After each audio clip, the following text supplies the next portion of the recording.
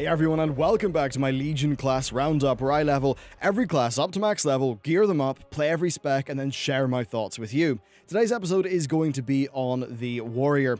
An old favorite in Warcraft and a classic fantasy archetype, the Warrior has received a really just amazing fresh coat of paint with the Legion with the new animations, but then also a lot of mechanical changes. So, in this video, we're going to be looking at how it's fared over Legion's lifetime, how it's evolved, and where they stand today with the gameplay.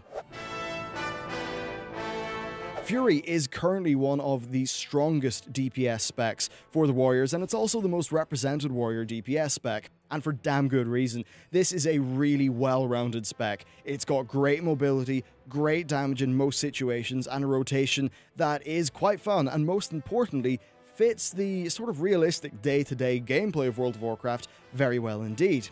This is all helped by how much Blizzard have just nailed the spec fantasy. It feels great to play. It's got excellent sound design, excellent animations, good pace of gameplay, and you also end up with this great degree of mastery over the environment due to their movement toolkit. Using Heroic Leap to climb over things, charging all about the place, it's just tremendously fun with the amount of mobility that they give you in just about all forms of content.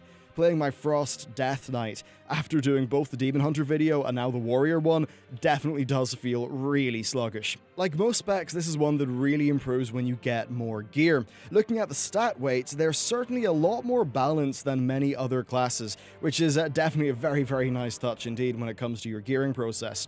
Having way more haste and crit, though, does give you a faster rotation with more procs, which increases the pace of the gameplay, which gives you more mechanics to focus on, and just offers a sort of a more engaging spec. The result of this is that it starts off pretty strong, but grows really nicely as your character gears up. As always with the Legion's classes, of course, there are certain legendaries, set bonuses, and things like that, which really do impact the pace of the gameplay.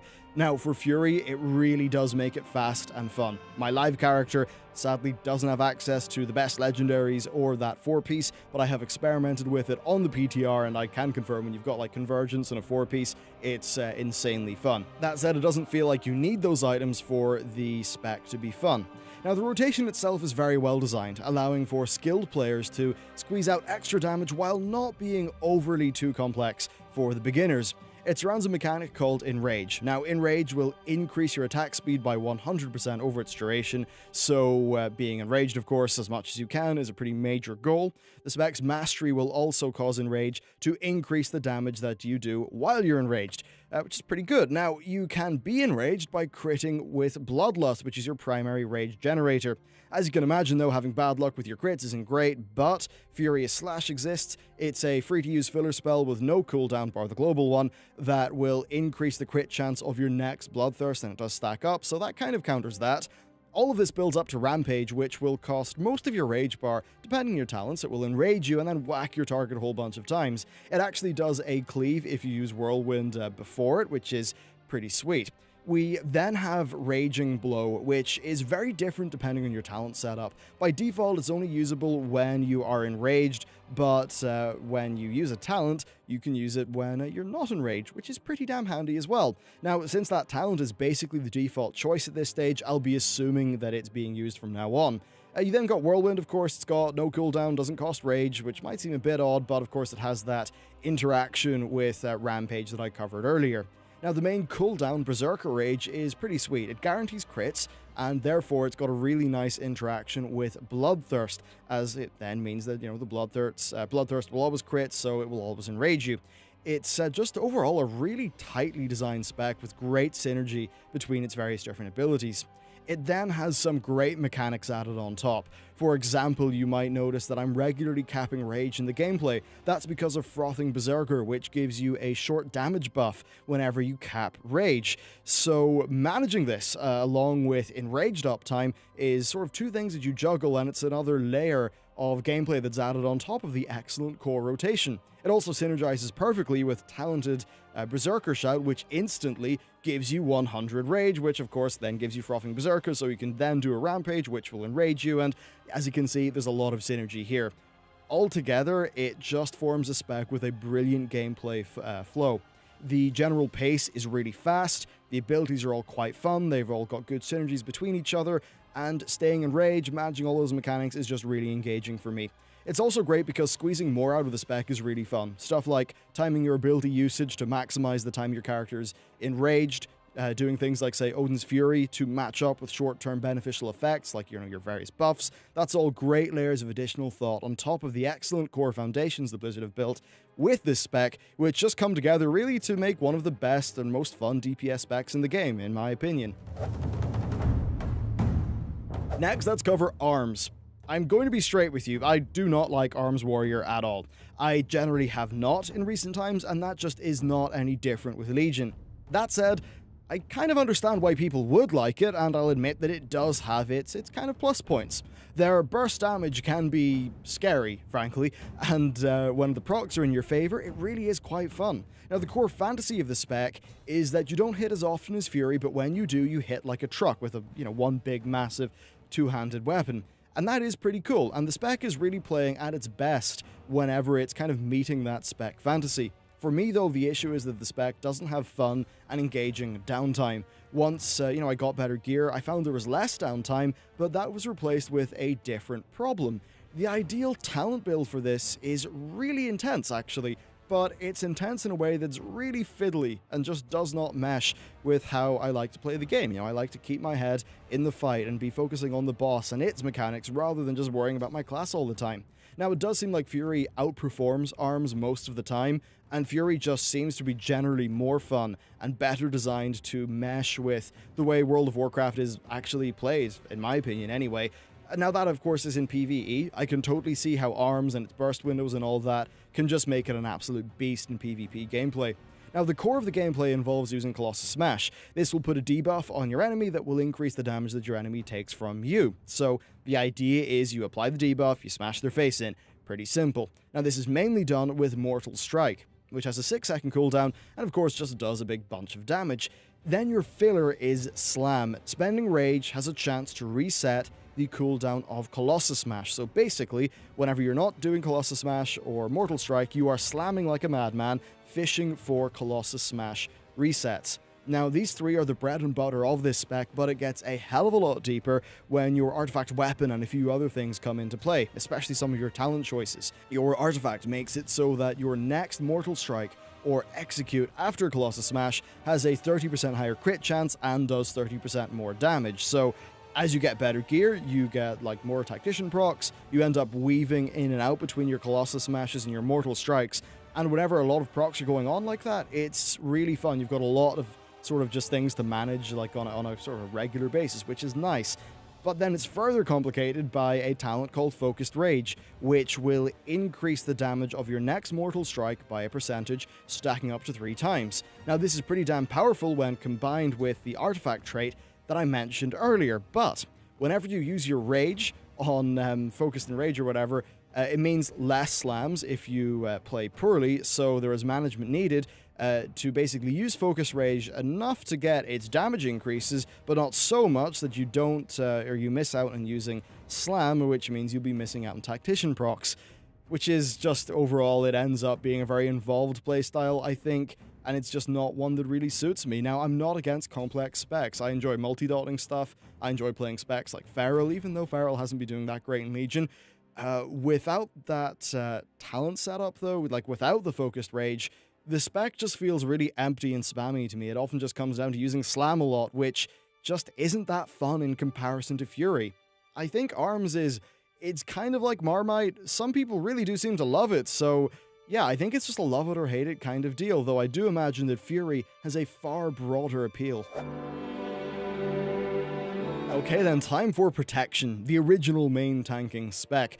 I really do enjoy this spec quite a bit, though I've never been sure whether that's just because, the spec itself is great, or because I just enjoy tanking a lot as a break from being a DPS spec. Protection itself is quite fun in my view, though. It has a pretty robust toolkit, it's got excellent movement as well. Not only do you have Heroic Leap, but you also have Intercept, which is very similar to Charge, but it's usable on both allies and enemies, which is just dead handy. You then have some very reliable and on-demand, sort of selection of tanking abilities.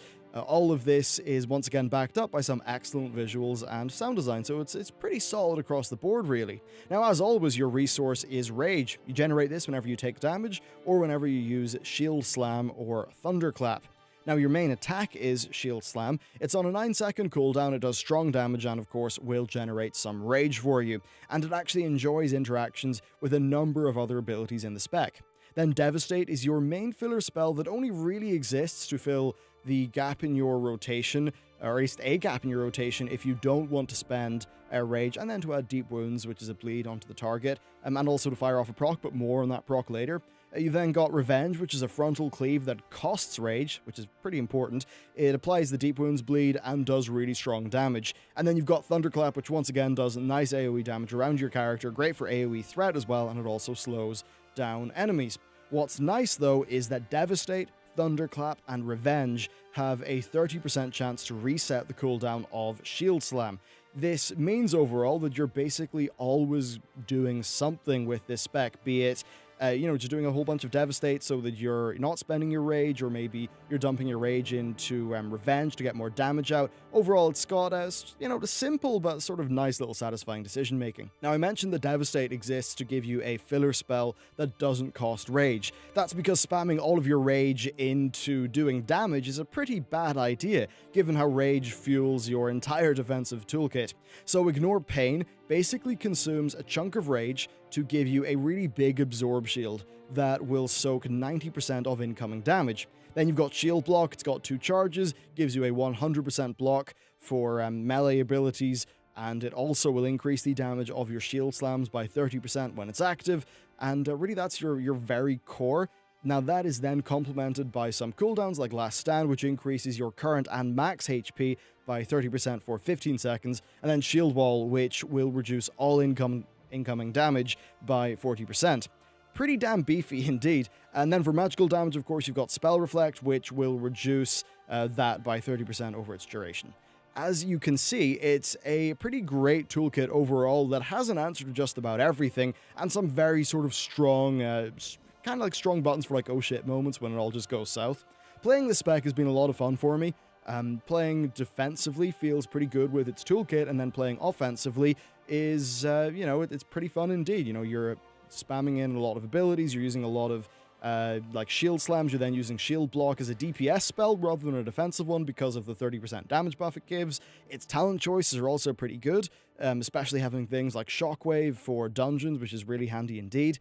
I don't think it's the most immediately impressive spec ever though, but it is strong, solid, and enjoyable in the long run, insofar as my own experience of it. I do think that of course it's helped by how I just enjoy tank gameplay, forming death balls, trying to lead the group at an ideal speed, dealing with boss mechanics, positioning, all of that stuff really adds to the experience of playing a tank for me, so that does come into the equation. Okay, so a quick word on class content. It's, it's pretty good for the warriors. Nothing stunning, really, but what's brilliant is the Order Hall. Now, not only does it look really cool, but it's got a great teleportation mechanic.